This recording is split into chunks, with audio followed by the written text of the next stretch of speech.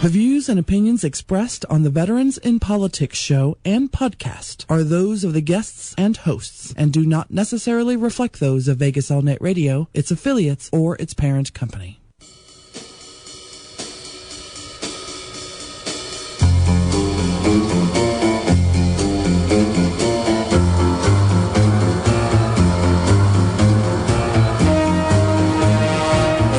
Yeah, this is Steve Sanson and Jim Jonas for Veterans in Politics. Jim, what's going on, baby? Not much. It's a pretty uneventful week. Oh, is that right? Yeah, nothing too crazy. Man, I have a whole lot of events going on in my neck of the woods. Yeah, I heard you were in California. Yeah, I was in Burbank with a company called Credit Management Association, and you know I run their collections. Right. So I'm in Vegas 3 weeks out of the month, and in Burbank 1 week. I love that job. Yeah, sounds like fun. Get the job. Yeah, I'm going to breed, eat, and sleep collections. So if my boss is listening, you got to me. But anyways, Jim Jonas. Today we have Glenn Trowbridge. He's the Las Vegas Planning Commissioner. He's going to come on the horn and talk a little bit about what he does. But before we do that, I just want to let everybody know, remind everybody that if you're going to the Veterans Valentine's Day Ball and Gala at the Plaza, we have rooms blocked out at $75. So if you want to stay, you could stay at the Plaza for $75. $75, pretty cheap, huh? Yeah, better than an alternative. Exactly. Plus it costs $120 or $130 or something like that, normal rate for a night. And then if you plan on going, buy your doggone tickets. Yeah. You got to purchase your tickets. I got people telling me, I was ready to go to the October 15th one. And I'm like, did you buy your ticket? No. So how do we know we need to contact you? You need to buy your ticket. But anyways, so I got Miss Nevada, she's going to be doing the Pledge of Allegiance. So today, guess who got a hold of me? Who's that? Miss Clark County, or Mistress Clark County. She's got a hold of me. She's going to be doing signing people in. Oh, okay. So I got Miss Nevada. I got Mrs. Clark County. Do I hear Miss Las Vegas or Miss North Las Vegas or Miss Henderson? Any of those out there? Yeah. Or did Mrs. Clark County just covers all of them? I don't know. No, I know there's a Miss Henderson. Yeah? Because I've seen her in parades. So. I know there's a Miss North Las Vegas. Yeah. Because back in the day, I used to go out with a Miss North Las Vegas. Really? Yeah. A while ago. A while ago. Did I say a while ago? A while ago, yeah. I said a while ago. Exactly. I don't know how much longer there's going to be in North Las Vegas, but... I know. They probably can't afford miss anything. Yeah. They can't afford to miss anything. No, hey, you know what's so funny? Speaking of North Las Vegas, they had that sign, that controversial sign that the police union put up, and it says, we cannot guarantee your safety anymore. Right. So I don't remember any time that they could. Yeah, me either.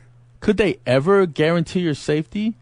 No. Because if the North Las Vegas police could guarantee my safety, before that sign was up, my car got slashed. Maybe I should sue them because they didn't guarantee my take care of my property. That's a good point. Yeah. And I know a couple people that got robbed. Maybe they should sue the North Las Vegas for that because apparently before the sign came up, they could have guaranteed their safety, and now they can't. Right. So they got robbed before the sign was up. Yeah. So maybe they should sue North Las Vegas for negligence or something since they didn't guarantee their safety. If they got any money to sue for. Well, you never know. They might get some money. So put the lawsuit in, hold on to the judgment for 7-10 years. You probably get something between now and then. Good idea. Good way to go. Well, I tell you. People use all that scare tactic to get to you. Oh, yeah. You know what I mean? That's by the way, I won't mention any names out of respect, but I should. But somebody told me that I was edgy, and I make my guests feel uncomfortable. Really? Yeah. So I said because I hold people accountable makes me edgy. So if I hold people accountable and you call me edgy, that's a good thing, right? Don't you think so? I think so. And then this person said that I make my guests feel uncomfortable. So I said, I don't remember interviewing you. When was the last time you were in the studio? And what guests are you talking about that I make feel uncomfortable? Anyways, you know the person, they didn't reply to that. Nobody answers the question. That's true. They are quick to make claim, But when you want specifics, nobody answers the question. You know what I mean? Really? That's what I just don't understand. Nobody answers the question. So, right. If a question is asked, like,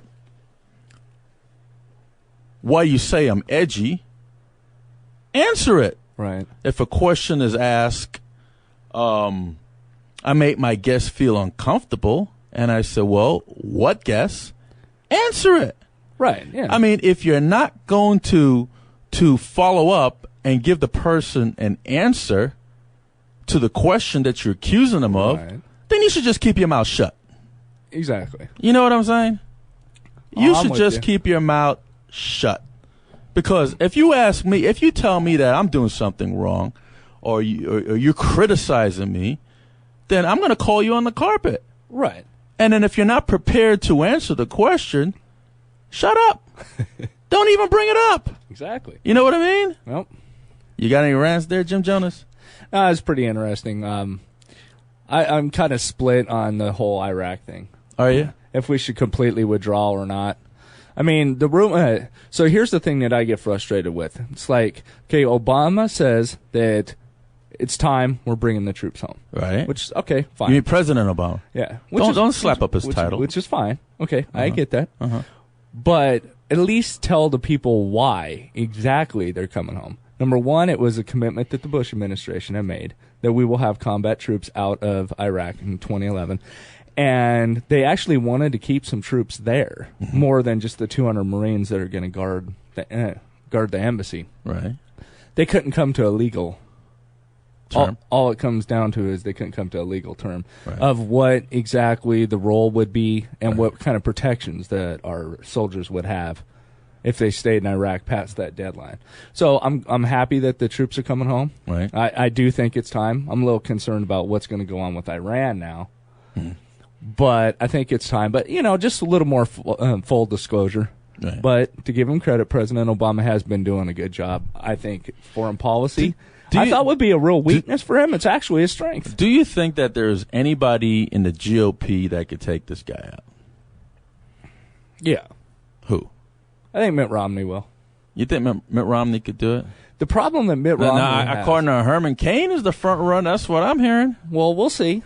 I wish him luck. He's going to put up his electrifying fence to keep illegals out of the country, and then he backpedaled and said it was a joke. You know something, politicians out there that are listening, if you make a claim, don't be a wimp when they call you on the carpet. Stick to your guns, man. Yeah.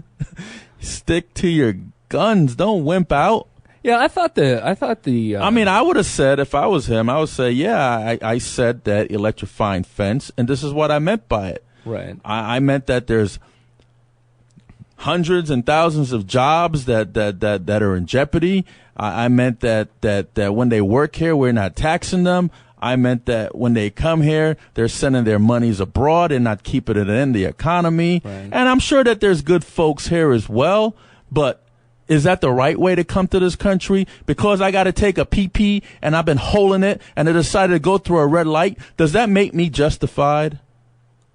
No. I still broke the law, didn't I? Exactly. Didn't I break the law by going through that red light? But I got a reason, right? I got to go PP and I couldn't hold it, right? Well, now they're trying. You ever notice, if you watch Chris Matthews at all, you notice how he won't call them illegal anymore. It's undocumented workers. They're still illegal. They're still illegal. They're still breaking the law. I just think it's funny how the liberal bias mainstream media wants to change the terms down because they if you was to clear out all of our emergency rooms, right, all of our schools, and all of our prisons, state, federal, local, with illegal, undocumented people from other countries that the U.S. doesn't know anything about, how much money do you think we would save just by doing that? I mean, just California. Just do that. Just California alone would save $8 to $10 billion a year. Imagine that. Yeah. Imagine that. But yet we're saving money by having undocumented people here. You know why? Why have these laws if we're gonna break them?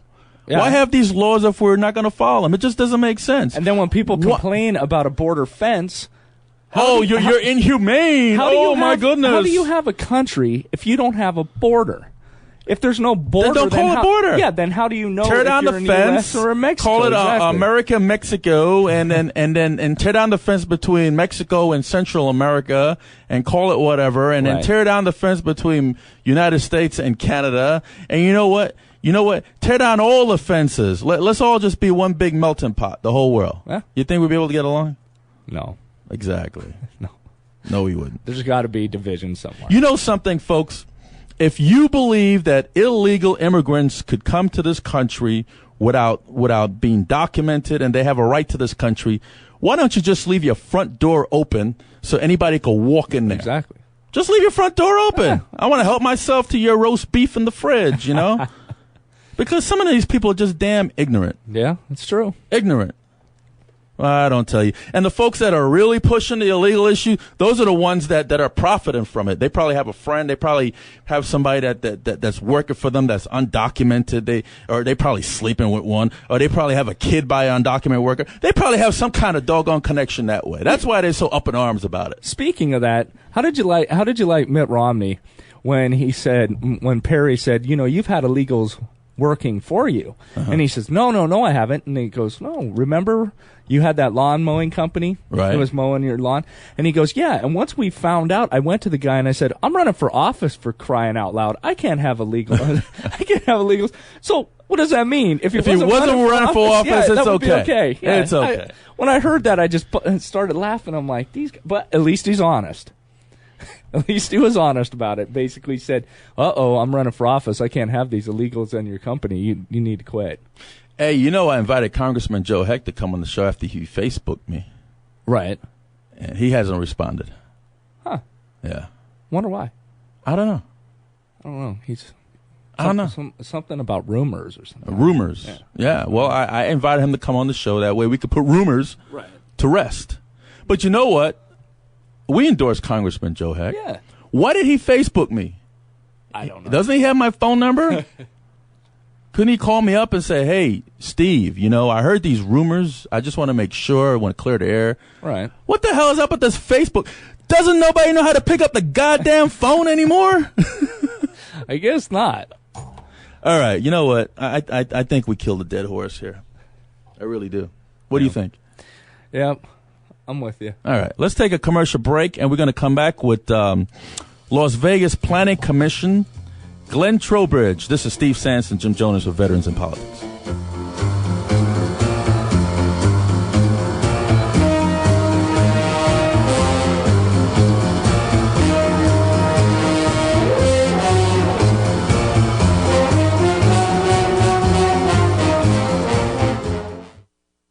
.711 Southeastern Avenue, Suite H1 is the place to be. Get yourself a treat. Come to M&Y Snowballs to beat the heat. More than 40 regular flavors, 8 sugar-free flavors, or your choice of 2 cream flavors. Stuff your snowball with soft serve ice cream for $1 more. We have smoothies, soft drinks, cheese and nachos, and even more. New Orleans original flavor, all of which you can savor. We hope to see you there. This public service announcement is brought to you by Veterans in Politics International. The Veterans in Politics mission is to teach, educate, organize, and awaken our veterans and their families to select, support, and vote intelligently for a better world, and to protect ourselves from our own governments and a culture of corruption, and to be the political voice for those in other groups that do not have one. There are too many homeless veterans, and more help is needed from the VA. Every veteran service organization post should adopt a local homeless veteran. The funding of VA medical centers is inadequate, and building a VA hospital in Southern Nevada is moving at a slow pace. The budget has been flatlined for too many years. The VA is too quick to deny claims and too slow to help veterans gather records in support of claims. Local politicians ignore veterans and their issues. They perceive a lack of organization among their local veterans and that it won't hurt them at election time. Veterans too often vote party, not veteran issues. All veterans should vote in every election. The news media give inadequate coverage to veteran issues and events. You must send letters to the editor and voice this concern. Please contact your members of Congress and Senate and urge them to co-sponsor key legislation in supporting our veterans. Please support Veterans in Politics. And to get more information, go to www.veteransinpolitics.com. What are you doing online? I'm checking out the belly dance class we took last week. Where's it at? TakeBackYourBelly.com. That's right. We worked our arms. We worked our abs. We worked so hard and had a blast. No matter what, your shape or size, come belly dance, you'll be surprised.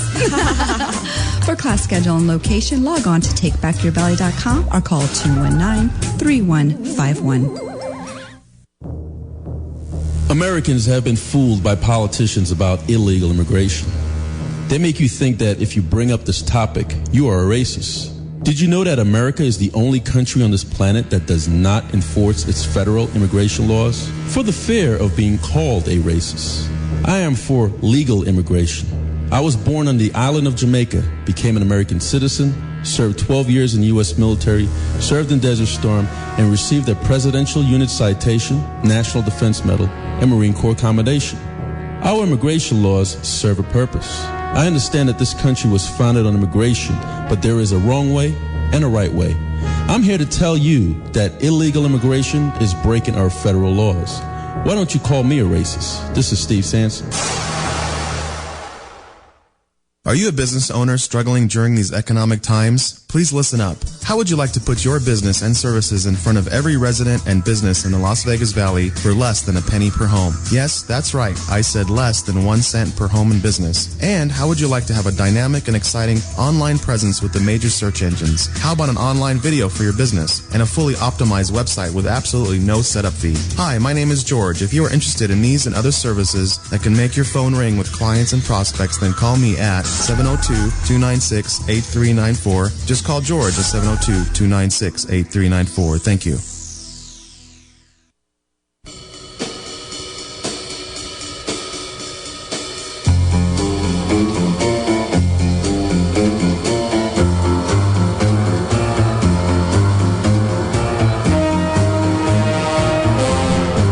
All right, we are back, Jim Jonas. This is Steve Sanson, Jim Jonas with Veterans in Politics. We're live in studio with Glenn Trowbridge, who is the Las Vegas Planning Commission. Glenn, did I pronounce your name correctly? Yeah, my name is Trowbridge, and I'm the chairman of the Planning Commission. Oh, you are the chairman now? Yeah, there's 6 others to serve with me. You got Byron Goines. Keep going. They change out too quickly. They change out too quickly. Hey, Glenn, could you give us a bio about yourself and then tell us what the Las Vegas Planning Commission is all about? Okay, my background is that it includes 35 years living here in the Valley. I've retired as the Park and Recreation Director from Clark County, where I served for 25 years. So I've seen a lot of growth in the entire Valley. My education includes a master's degree in business administration. I'm a veteran of the Air Force. I currently serve on several different committees, the Board of Equalization, the Clark County Sports Shooting Park. I sit on that committee, as well as several other groups that are fairly active in the community. Been married for 30 years to my wife, Tricia, and I have one son who's a engineering major up at UNR. That pretty much sews me up. Wow, that's quite an experience. But what about you're also a judge, aren't you? Oh, that's a hobby. I'm a judge for professional boxing as well as mixed martial arts here in the Valley. I've been doing that for many years. But how did you fall into that? The Planning Commission? No, the judge. How'd you fall into the judge? How did that happen? I've always been interested in officiating sports. I'm not the world's greatest athlete myself, but I'm quite a fan, and I've refereed and judged most sports. And now that I'm a little old to be running up and down the basketball court or the football field, I found something that I can use my judgment and my knowledge of sports, where I can just sit in a chair and watch. That's a lot easier. But I boxed when I was a kid, and I worked for the Athletic Commission part-time as an inspector for 7 years, and along with that, I judged amateur boxing for that entire period, 7-8 years. And do you have to go to school for that, Glenn? To learn to be an inspector? No. No, for the judge. Do you have to? There's quite an apprenticeship program that involves volunteering a lot of time. Like I said, 7 years I volunteered to work in the amateurs, and at the time there was a test that you had to take of knowledge of the sport, the rules, and then also you have to do what they call shadow another official, which means that you sit there by ringside, score the bout, and submit your scores along with those that are the actual judges. And then they watch and see if there's any consistency in what you're doing as compared to the professional judges. So you must have met a whole lot of famous folks. Not particularly, because one of the things that a boxing judge or a judge has to do is maintain neutrality, and any type of fraternization can be perceived as showing favoritism to one side or the other. Like a planning commission. I mean, not a planning commission. What was that? What's Joe Brown? What's his job? Gaming commission. Gaming commission, correct. Yeah, you just have to be totally neutral, because perception becomes reality very quickly. Right. You know, I've judged a lot of name fights, but I would be very surprised if any of the participants would recognize me on the street, much less know my name. I recognize you, Glenn. Thank you. You know, last week we had the Las Vegas city manager, and Elizabeth Fretwell, and we were asking her a whole bunch of questions about the city of Las Vegas. Tell us a little bit about what the job entails, being a Las Vegas Planning Commission, because I know you guys put in a whole lot of hours sitting there and voting on different issues as far as the city's jurisdiction is concerned. Tell us how you got into that, and exactly what's your focus. Before I can answer that question, I need to give you just a 1-minute overview of what is planning and zoning. You know, the intent of planning and zoning is to give some kind of predetermination to what's going to be developed within the city limits. The efforts are to help maintain property values so that you know what's going to be on the piece of property next to you. It helps to stabilize and maintain the character of a neighborhood. You know, if you've got a neighborhood that's composed of residential estates, which are larger lots, you got one house on 2.5 acres, you got one type of community. You start to increase that zoning where you go to single-family residential. You might have a standalone home on a 1/4 acre lot, or maybe even something smaller. And you move up to R2, you might have a duplex. You get into R3s, you go into apartment buildings, you go to C1, C2, industrial, or gaming. It's just more and more intense development. And so it helps you predetermine what's going to be on in a particular neighborhood. The benefit of that is it helps determine growth patterns. It helps determine what the patterns of traffic are going to be, the need for schools, parks. It helps to maintain property values, that predictability. And are you guys a buffer between the residents and the community at large and the city council? Buffer is kind of a judgmental word, because that gives an implication that you're protecting somebody, and that's not our role whatsoever. What our role is to conduct a public hearing. It's a formal process, but we try to keep it very open to the public and non-intimidating to a citizen that wants to come up and have their opinion heard about what might happen to the property that influences their neighborhood. Right. And so it's not really a buffer. It's a first opportunity for an applicant to let their wishes be known, and also to let the opponents to that development let their concerns be known. And the Planning Commission makes a pretty good effort to resolve the issues that might emerge. Those issues can be resolved perhaps voluntarily by the applicant who is willing to make concessions, or they may be subject to conditions that the Planning Commission may implement, where, say, if you want to approve, this is what you're going to have to do. So it's a condition of development that can be imposed.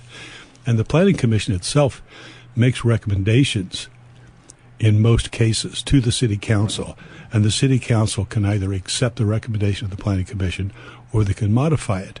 However, what happens at the planning commission level by virtue of the open discussion that happens at the live meeting, as well as input that may be received by the city from telephone calls or emails that occur after the planning commission, because the planning commission meetings are televised, additional issues may come to light. And those might go directly to the city council, so that when they make a modification to the recommendation of the planning commission, it might just be that they've had some additional information provided to them that we weren't aware of at the time. A lot of people don't know that you ran for city council. Well, certainly not enough. Well, tell us a little bit about that, and emphasize about every vote counting.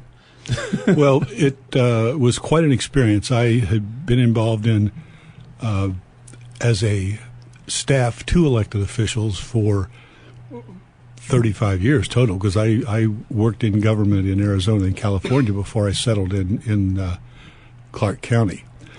I thought I knew how the political process worked. I can't believe how naive I was as to how it works, the importance of raising money and how that money allows you to conduct a meaningful campaign. Without money, I just don't know how someone can seriously expect to win. I spent a year knocking on doors. I wound up upside down in my campaign, having lost $25,000 out of my pocket. That's above and beyond what I was able to raise.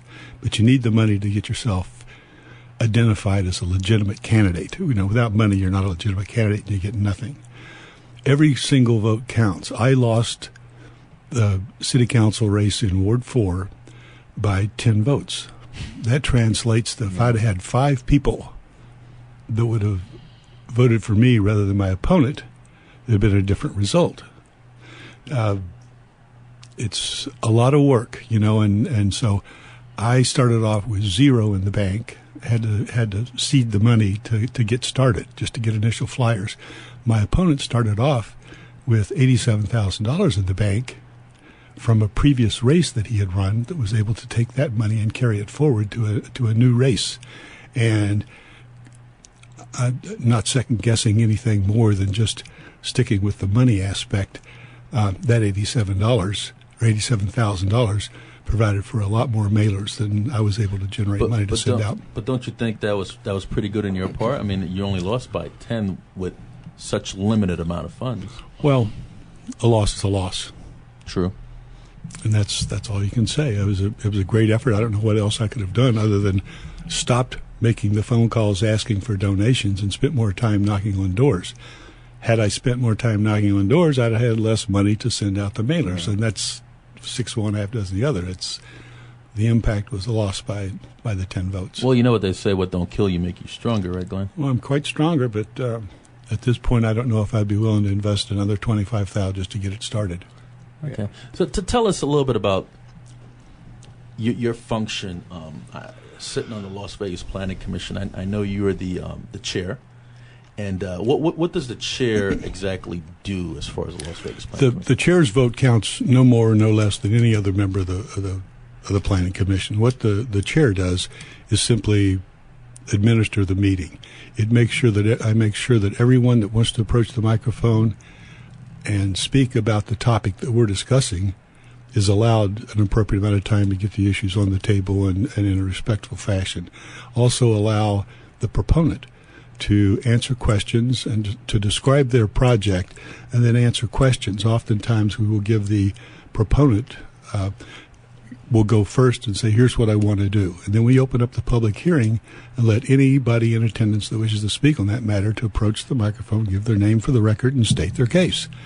And then we can possibly turn back to the proponent for the project and say,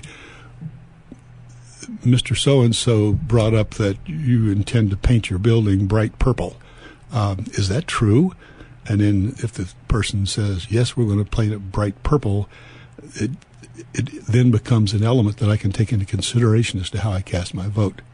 After I hear all the input from the people in attendance, the citizens then close the public hearing and turn it over to the planning commissioners for discussion.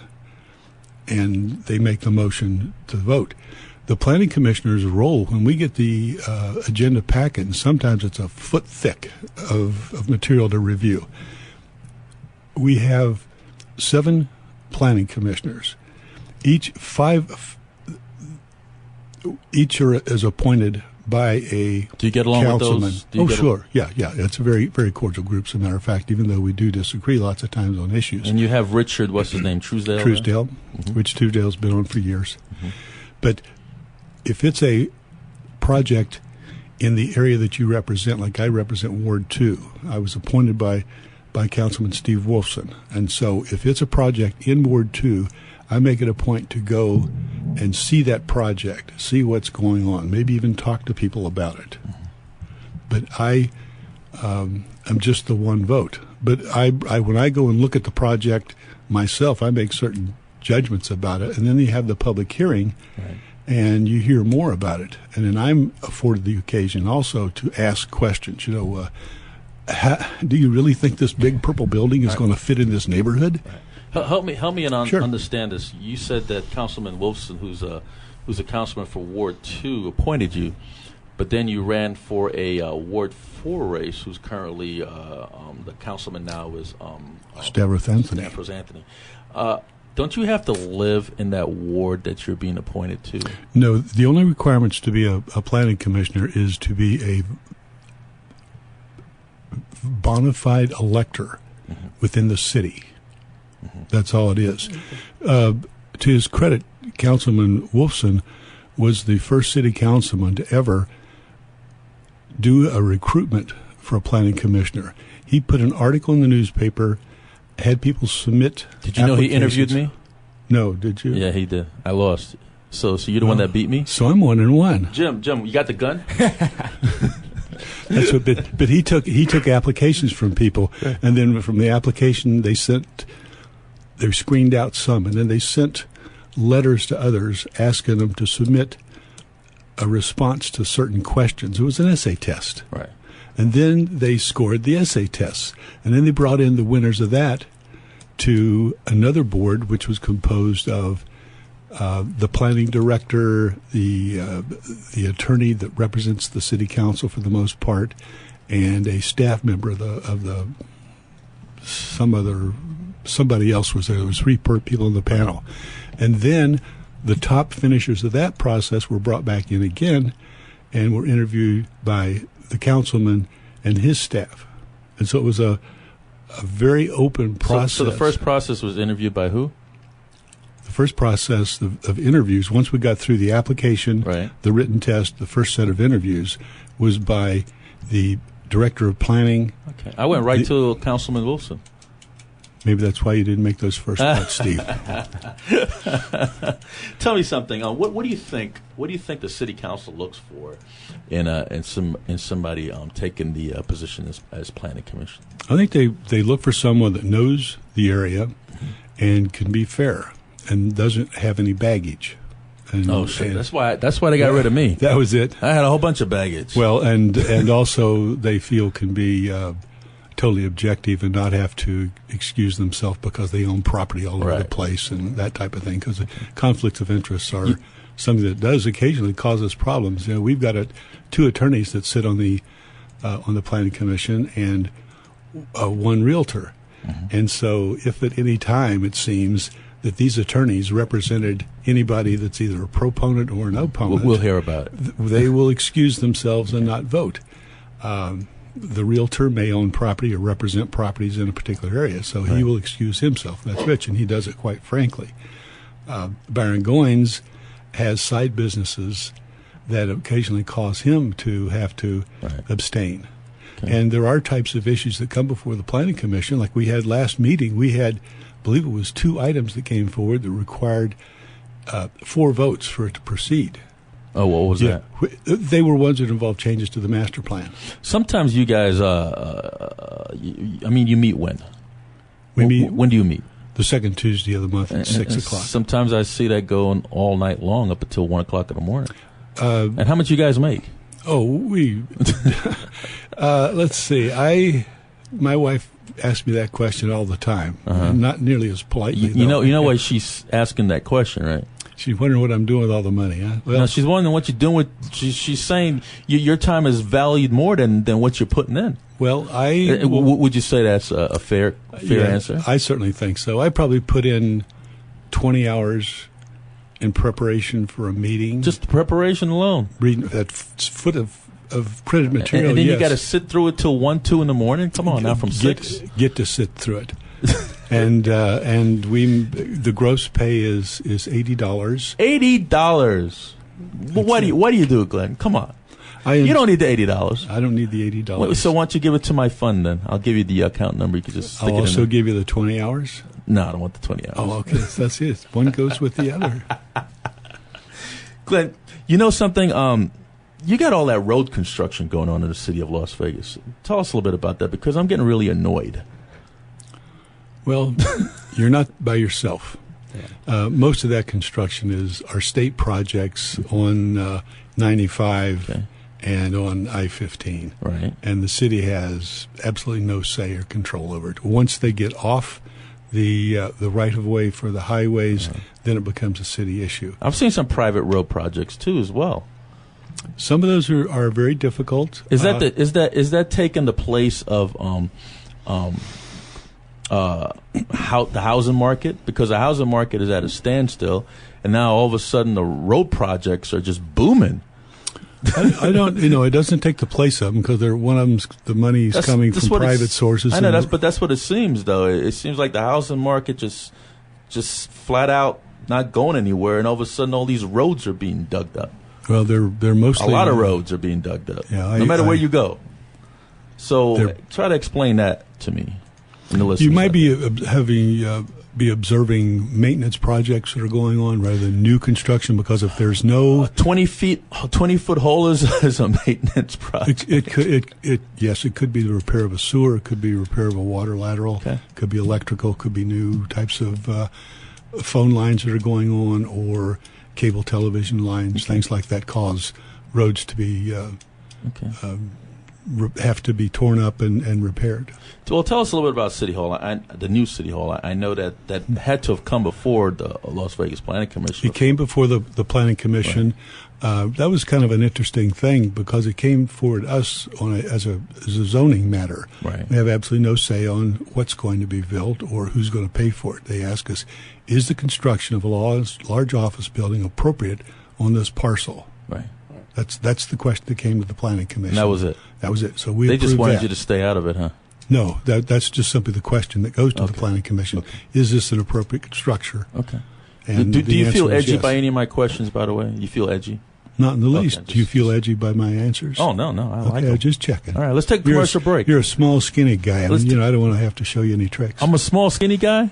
He's calling me out. This is Steve Sanson, Jim Jonas with Veterans in Politics. We'll be back momentarily with Glenn Trowbridge, the Las Vegas Planning Commission.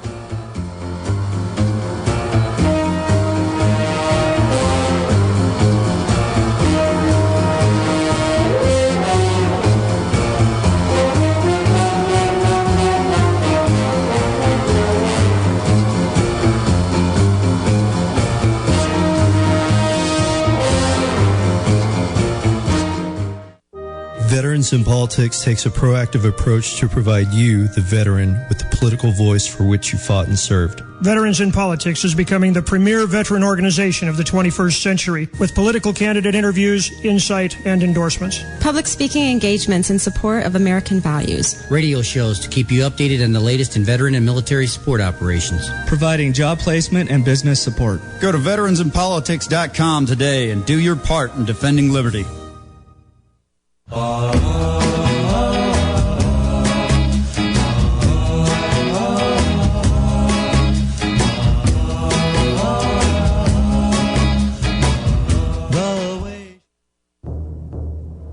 While growing up, I've always asked my family, who is my father?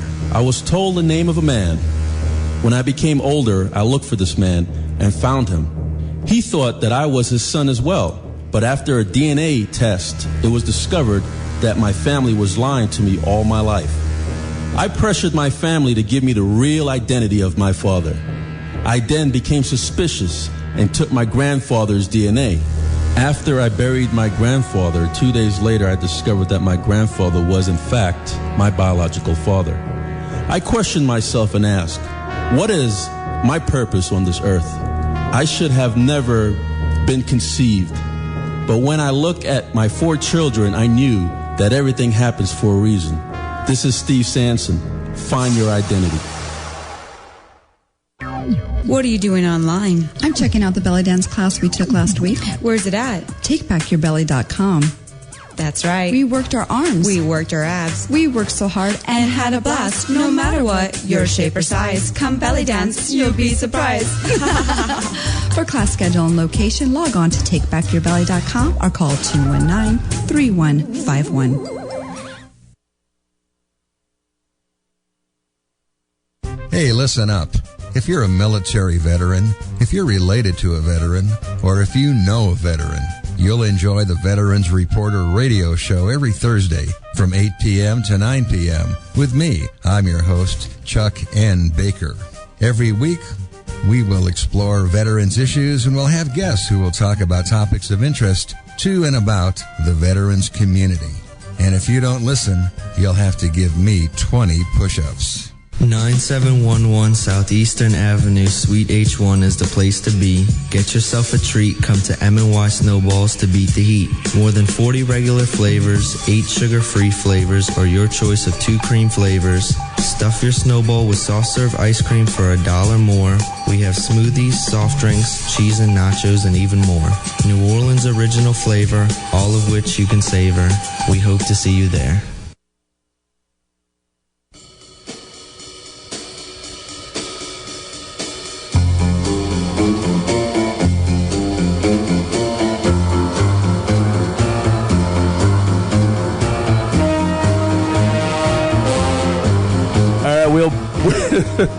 We're having fun with Glenn Trowbridge out here off the air. This is Steve Sanson, Jim Jonas of Veterans in Politics. And I was just mentioning to Jim Jonas how quiet. Yeah. You hear that, folks? Quiet. I've been Jim quiet, Jonas has been. That's good. You know, sometimes it's good to just sit back and learn something. You know. I want to ask, before Jim Jonas jumps in and asks questions of Mr. Trowbridge, who picks the ring girls, Glenn? I thought that you guys did. No, we have nothing to do with it. You don't? I don't either. I think it's the responsibility of the promoter to put together the show. Yeah. And that's their... I just want to know who picked falls the ring in girls. their That's all I purview. wanted to All know. right. That's a fair question, right, Jim? That's a fair question. Yeah. Glenn, I got one thing that I've been astonished by is all the development in downtown. A lot of energy went in to develop downtown. How come there hasn't been as much energy put into, Steve brought up roads? I mean, just driving downtown is a mess. So how, when we were coming up with zoning for all these particular projects, didn't traffic come up?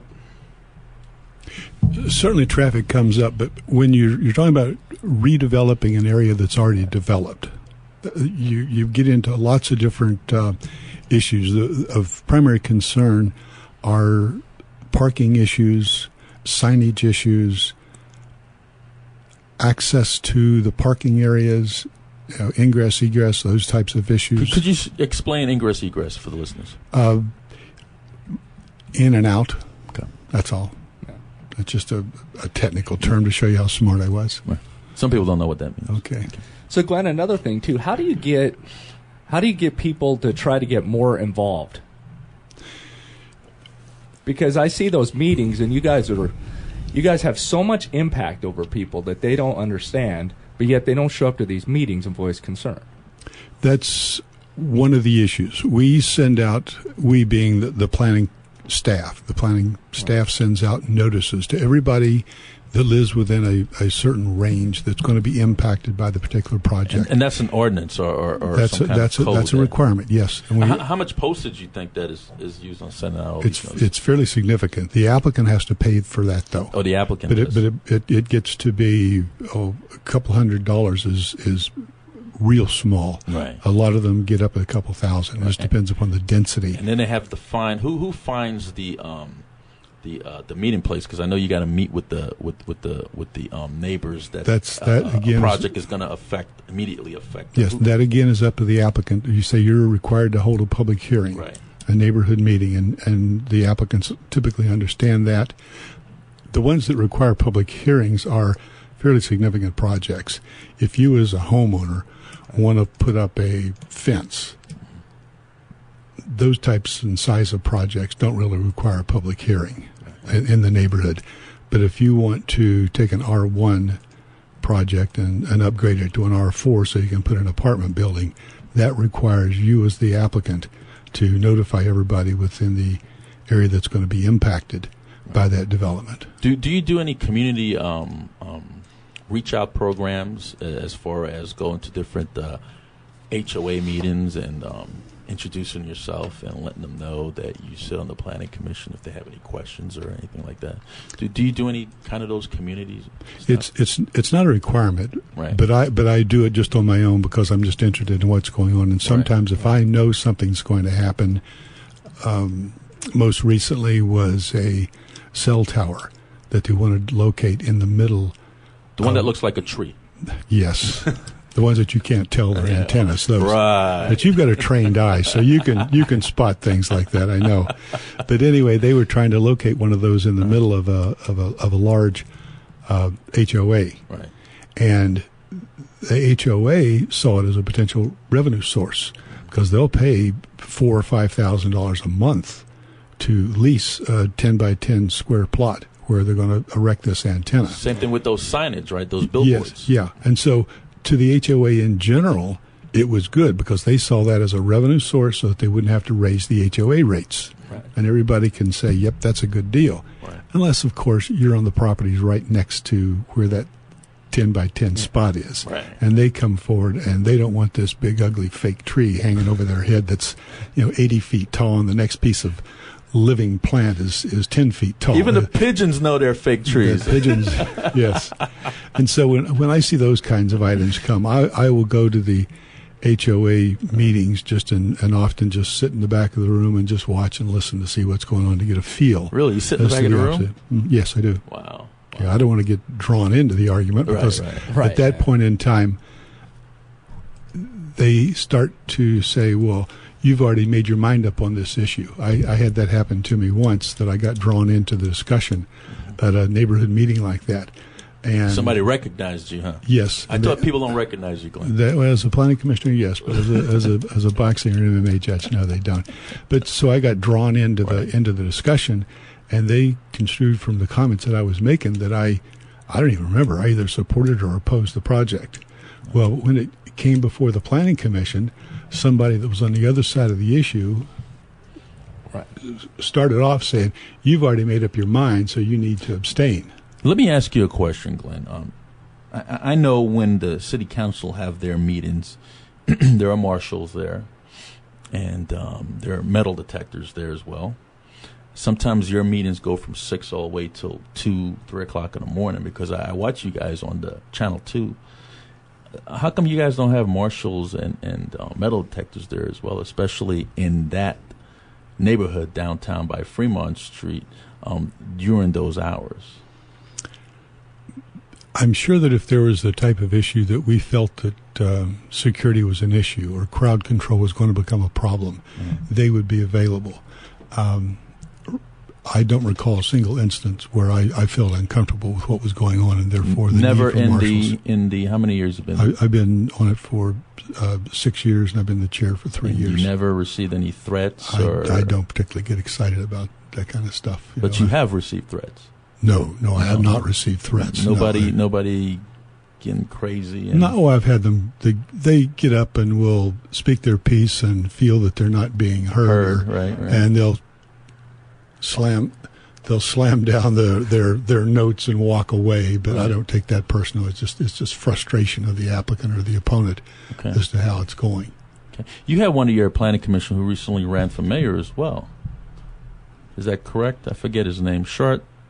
You know what I'm talking about? Evans or Steve? Steve Evans. He ran for oh, no, he didn't run for mayor. He ran for city council against Bob Coffin, right? Correct. Oh, okay, yeah. Didn't make it. So there's the old story about if you want to get your name out there in politics, sit on the planning commission for a while. It doesn't really work that well. So three of you ran for city council, correct?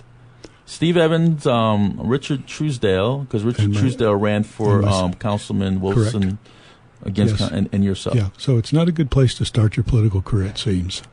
But Byron Goins, I don't know if his influence got his sister to become the city council of North Las Vegas. Maybe it did or did not. I don't know. I doubt if his particular influence had nothing to do with it. She's a pretty special woman in her own right. She's a vice principal, and she follows in the footsteps of the Goins name, which includes her father, who was a principal and a city councilman for a long, long time in North Las Vegas. Yeah. So there's no other famous ones on the planning commission. Who's left? We're not a famous group. Who's left? Who's left, Glenn? Tell me. They're going to have to come on the show themselves. Glenn's like, "Mum's the word, baby. Where's my Miranda rights?" So, Glenn, tell us a little bit more about the city of Las Vegas. Why do you feel that you need to dedicate your time with all these hours, 20 hours of preparation, hours sitting at one particular area, listening to constituents with their for or against a different planet issue? Why do you put so much time and energy into this? I consider Las Vegas my home. I've owned my home here. I plan on staying here. I care about the kind of community we have. I'm very concerned about the taxpayers getting what they've paid for. Okay. And if they're paying for a certain level of security, that their property value is going to be protected, that they're not going to have some kind of a special use permit business, a bar, a gaming facility, a tattoo like shop. Dolly's or those types of things need to be located in the proper location so it doesn't negatively impact. Right. I also am very concerned about the quality of life and the density of homes, and to what extent that I'm able to influence the decisions that are made, that those decisions take into consideration, are there adequate number of parks to accommodate the people that are going to move in these houses. So when are we going to get a water park, Glenn? When are you going to get a water park? We need a water park. According to Councilman Tarkanian, we're supposed to get one up in the northwest of Summerlin area.